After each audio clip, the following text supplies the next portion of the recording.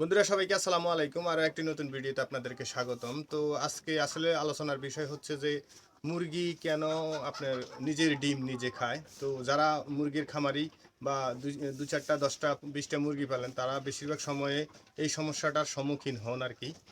তো আমরা যখন আমাদের ফার্মি মুরগি 22টা মুরগি আনছিলাম খামারে, তখন আমরা এই ধরনের সমস্যার সম্মুখীন হয়েছিলাম। তো চিন্তা করলাম আপনাদের সাথে শেয়ার করি যে আমরা এই ধরনের সমস্যার সম্মুখীন হওয়ার পরে আমরা সেটা কিভাবে সমাধান করছি, যাতে আপনারা উপকৃত হন। তো বন্ধুরা, যদি আপনি আমার চ্যানেলে নতুন হয়ে থাকেন তাহলে অবশ্যই চ্যানেলটিকে সাবস্ক্রাইব করে পাশে থাকা বেল আইকনটি বাজিয়ে দিবেন। আর ভিডিওটি শেষ পর্যন্ত দেখে যদি ভালো লাগে তাহলে অবশ্যই একটা লাইক দিয়ে দিবেন। আর আপনার মূল্যবান কোনো মতামত বা যদি কোনো প্রশ্ন থাকে তাহলে কমেন্টে লিখে যাবেন, আমরা অ্যান্সার দেওয়ার চেষ্টা করব ইনশাআল্লাহ।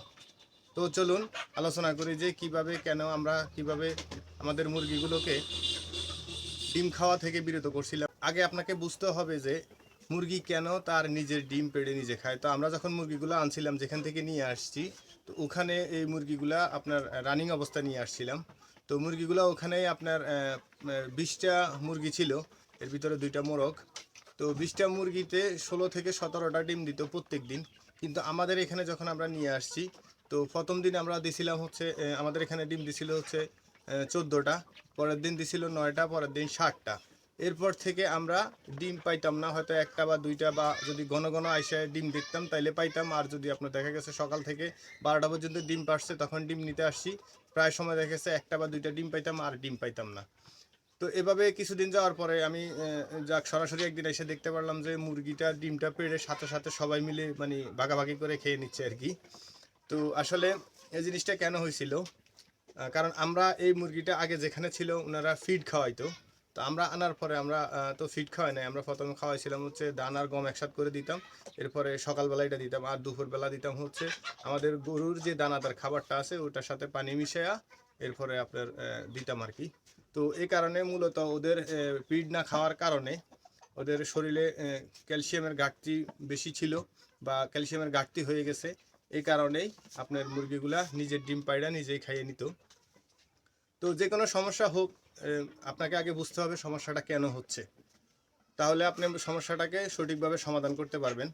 তো আমরা যাই হোক, পরবর্তীতে আমরা কিছু ডিমের খোসা ওদেরকে খাইতে দিছিলাম কয়েকদিন ধরে। তারপরে ওদের এই অভ্যাসটা যায় নাই, কারণ আপনার ডিমের খোসার মধ্যে ক্যালসিয়াম থাকে।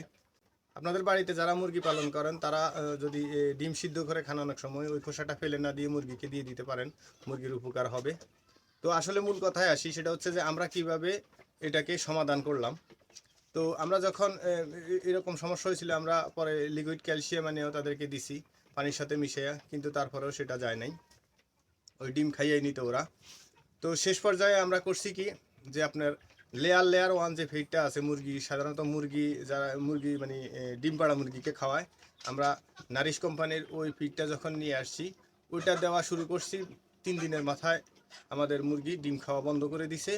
এবং কি আমাদের পরবর্তীতে আমরা প্রথম দিন 7টা ডিম পাইছি, পরের দিন 9টা, পরের দিন 16টা পর্যন্ত আমাদের ডিম উঠছে। প্রত্যেক দিন টানা 16টা দিত। আর মুরগি আমরা তখন সকালে ডিম পাড়া শুরু করতো, একটার সময় এসে নিতাম, তারপরেও আপনার ডিম কোনো সময় খাইতো না।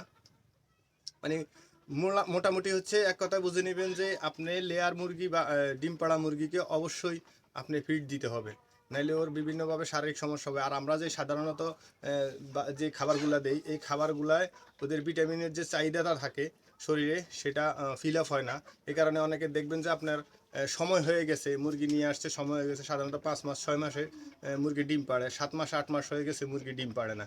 ওই মুরগিগুলোকে যদি আপনি লেয়ার ফিড খাওয়ানো শুরু করেন, আপনার মুরগির ডিম পাড়া মুরগির ফিডটা, তাহলে আপনার দেখা গেছে ওটা কিছুদিনের ভিতরে ডিম পাড়া শুরু করবে।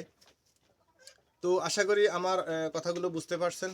যদি বুঝে থাকেন বা আপনার কোনো উপকারে এসে থাকে, অবশ্যই আমার ভিডিওটিতে একটা লাইক দিয়ে দিবেন আর পাশে থাকবেন। আশা করি ভিডিওটিতে লাইক দিতে ভাই টাকা লাগে না, খুব কষ্ট করে ভিডিও বানাই। অবশ্যই একটা লাইক দিয়ে দিবেন। ভালো থাকবেন ইনশাল্লাহ। আবার দেখা হবে নেক্সট কোনো ভিডিওতে। আসসালামু আলাইকুম।